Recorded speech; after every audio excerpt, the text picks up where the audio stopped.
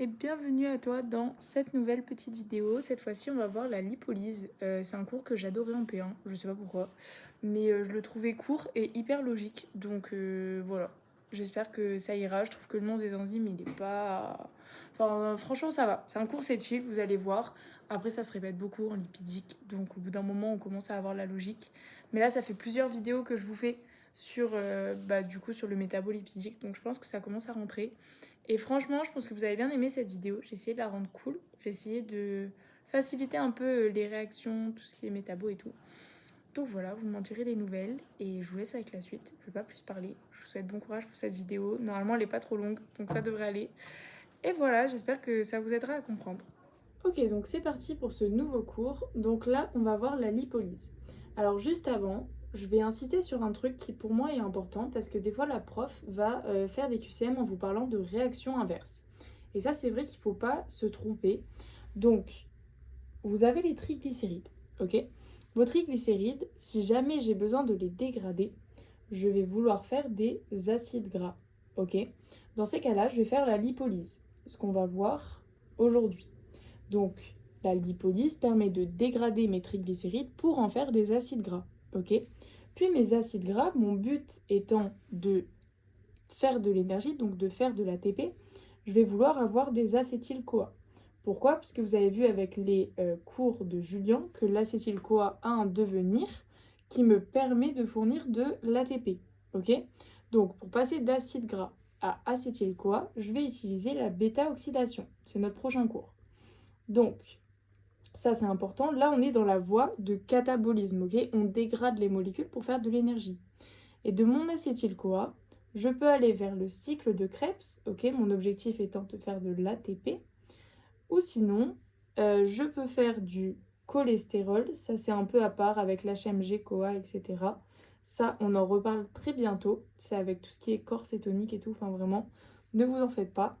Et en parlant de ça, on peut aussi faire les corps cétoniques. Moi, je les marque CC. Donc ça, on en reparle. Pour faire les corps cétoniques, je fabrique les corps cétoniques, je fais de la cétogénèse. Ok? Après, le reste, on développe pas trop. Mais en gros, quand j'ai faim, je vais vouloir utiliser mes stocks. Donc, je vais faire du catabolisme. Donc, de triglycérides à acide gras, d'acide gras à acétyl-CoA. Et imaginons j'ai besoin d'ATP, je vais rentrer dans le cycle de Krebs. Si c'est à l'inverse, et que j'ai beaucoup de glucose, beaucoup d'énergie, et dans ces cas-là, j'ai envie de les stocker. Je pars de mon acétyl-CoA pour le stocker en acide gras, pour le stocker en triglycérides. Donc là, on part sur les voies inverses, on est d'accord? Donc je pars de mon acétyl-CoA. Mon acétyl-CoA, pour faire des acides gras, je fais la lipogénèse. Ça, on l'a vu ensemble. Dans ces cas-là, qu'est-ce qu'on remarque? On remarque que la lipogénèse est la voie inverse de la bêta-oxydation. C'est pas la voie inverse de la lipolyse, ok? Ils ont des noms un peu similaires, mais c'est pas des voies inverses. Parce que l'hypogénèse permet de faire à partir des acétyl-CoA des acides gras. Alors que pour faire des acides gras en triglycérides, la voie inverse de la lipolyse, c'est l'estérification, ok? Estérification. Donc là, on fait bien attention à nos différentes voies. Donc soit on fait du catabolisme, soit on fait de l'anabolisme, ok?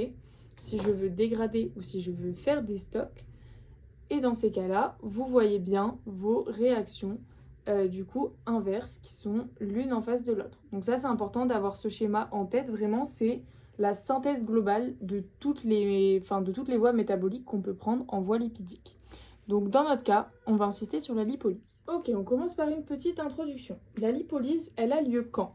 Elle a lieu pendant une période de jeûne ou pendant une période de carence où j'ai besoin d'utiliser les réserves métaboliques. On l'a vu, on fait du catabolisme, on dégrade. Ok, on va vers le bas. Donc la lipolyse, ce qu'on a vu tout à l'heure, c'est qu'elle permet de dégrader les triglycérides en acides gras. On se rappelle que les triglycérides, c'est 3 acides gras. Ok? Ces acides gras, leur devenir, c'est quoi? C'est de faire la bêta-oxydation pour faire des acétyl-CoA. Ok, bon là je vais juste marquer bêta-ox, c'est là où ils vont rentrer. Et ils sont transportés dans le sang, comme d'habitude, par l'albumine. Ok, la petite protéine qui permet de transporter les acides gras. Pour rappel, l'albumine peut transporter jusqu'à 10 acides gras en même temps. Ok. Donc, On va maintenant parler de la lipolyse et comment elle se fait. Ok, donc on se rappelle que nos triglycérides, ils sont plutôt stockés dans le tissu adipeux. Ok, donc là, on va imaginer qu'on est dans le tissu adipeux. Ils sont stockés dans les gouttelettes lipidiques. Je ne sais pas si vous vous rappelez, mais notre gouttelette lipidique, en gros, vous avez dans le tissu adipeux une vacuole énorme. Ok, là, ça, c'est le noyau. Dans cette vacuole énorme, j'ai beaucoup de triglycérides. Donc, on se rappelle que notre gouttelette lipidique va avoir à l'intérieur des triglycérides et du cholestérol. Ok, je vais rajouter le cholestérol, mais là, on n'en parle pas pour ce cours. On parle vraiment spécifiquement des triglycérides. Qu'ils sont entourés de phospholipides qui les protègent des lipoprotéines lipases et des périlipines qui vont aussi les protéger. Ces périlipines, je vais les mettre en vert, tac, comme dans mon cours, comme ça ce sera plus simple pour vous. Des petites protéines de surface qui sont censées protéger mes triglycérides. Donc imaginons, j'ai pas besoin, je suis pas en période de jeûne, j'ai pas besoin d'acide gras. Et ben dans ces cas-là, mes périlipines, elles vont vraiment agir comme une porte, ok, c'est fermé.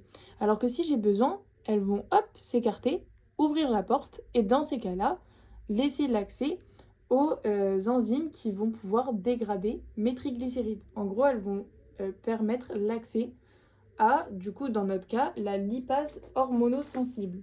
Qu'est-ce que vous entendez dans... Je vais la mettre en violette, comme ça, on reste OK avec le code couleur sur les enzymes. Donc la lipase, OK, elle va couper les lipides. Hormonaux pourquoi? Parce qu'elle va être sensible, hormonaux, sensible. Et sensible à quelle hormone? Eh bien, on est en période de jeûne. Donc, elle va être sensible au glucagon. Ok, le glucagon, il va être libéré lorsque vous avez besoin de dégrader de l'énergie. Donc, dans ces cas-là, il va induire l'activation de la lipase hormonosensible. Il va dire, ok, là, on a besoin de stock, donc il faut que je puisse accéder à ma gouttelette lipidique pour pouvoir lui prendre ses triglycérides, les dégrader en acides gras. Ces acides gras vont ensuite rentrer dans la bêta-ox, etc. Je ne vais pas revenir dessus. Donc en gros, ma lipase hormonosensible, elle va avoir une action sur mes périlipines. Elle va dire, oh, les girls, j'ai besoin qu'on ouvre la porte pour que je puisse y accéder. Donc mes périlipines vont permettre l'ouverture de la porte sous induction de ma lipase hormonosensible induite par le glucagon, je répète. Et dans ces cas-là, on va pouvoir accéder, tac, aux triglycérides. Alors, je vous ai parlé du glucagon, mais il faut savoir qu'elle est aussi sensible à l'adrénaline, qui est une hormone qui va être hyper glycémiante. Donc, glucagon et adrénaline sont deux hormones hyper glycémiantes, alors que l'insuline est la seule hormone hypoglycémiante. Ça, c'est vraiment un piège typique que la prof adore. Donc, on retient bien. Ici, hormonosensible, c'est pour dégrader. Donc, je cherche bien à me faire de l'énergie. Je suis sensible à deux hormones, le glucagon et l'adrénaline. Ok, donc maintenant, on va voir concrètement ce qui se passe à partir du moment où j'accède à mes triglycérides. Donc, on se rappelle, on a eu la lipase hormonosensible qui a dit « Ok, les périlipines, j'ai besoin que vous ouvrez la porte. Je veux accéder à ma gouttelette lipidique qui est dans mon adipocyte. » Ok. Et dans ces cas-là, je vais avoir mes réactions qui vont pouvoir débuter. Donc je débute de mon triglycéride, ok, ça c'est ce que je veux dégrader de base. Et ce triglycéride va perdre un acide gras. En perdant un acide gras, il va devenir diacylglycéride. Tac. Parfait. Donc, comment ça s'est passé? Par quelle enzyme? L'enzyme s'appelle l'adipose triglycéride. Ok, on touche au triglycéride. Lipase, parce qu'on la découpe. Donc, adipose, je marque adip, adipose, triglycéride, lipase. Donc, on a perdu, je vais vous le mettre en vert, comme ça on respecte nos codes couleurs. On a perdu quoi? On a perdu un acide gras. Entre le triglycéride et le diacylglycérol, on en perd un. Ensuite, l'enzyme qui permet donc de réguler ma réaction, parce que c'est elle qui a permis d'ouvrir la porte en faisant l'induction sur mes périlipines, j'espère que vous avez deviné de qui je parle, c'est ma lipase hormonosensible. Donc je vais marquer LHS, lipase hormonosensible. Donc elle me permet de passer de diacylglycérol à monoacylglycérol. Donc à votre avis, qu'est-ce qu'on a perdu entre le di et le monoacylglycérol? On a perdu, comme pour la première réaction, un acide gras. Et enfin, qu'est-ce qu'on peut continuer à faire? Tac, à ce moment-là, il me reste encore un acide gras. Moi, je veux aller jusqu'au bout. Je veux plus d'acide gras. Je veux le dégrader à bloc. Donc, à la fin, il me restera plus qu'un glycérol. Et quelle enzyme va agir sur le monoacylglycérol? Elle ressemble un petit peu à celle-là. Ça va être la monoacylglycérol lipase. Ok, c'est vraiment dans le nom glycérol lipase. Et donc, j'imagine que vous l'avez encore une fois deviné.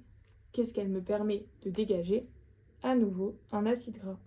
Et vous voyez qu'au total, on a perdu les 3 acides gras qui composaient mon triglycéride.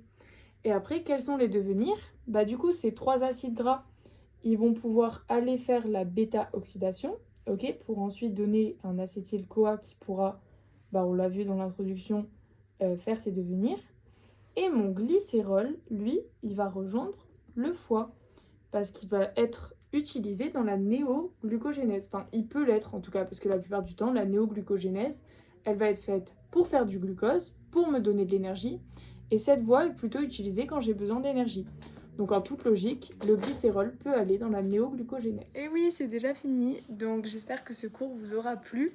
Comme je vous avais prévenu, c'était vraiment un cours qui est pas très long, mais bon, vous en faites pas, j'en ressors très bientôt. Quand on pense qu'il y en a plus, il y en a toujours. Mais promis, ça va pas être trop long. J'espère que du coup ça a été. Vous m'en direz des nouvelles. Et je vous fais des gros bisous comme d'habitude. Je vous souhaite bon courage pour la suite. Merci d'avoir regardé la vidéo. C'est vrai que je vous le dis pas souvent, mais ça me touche beaucoup vos retours. Donc voilà, bon courage.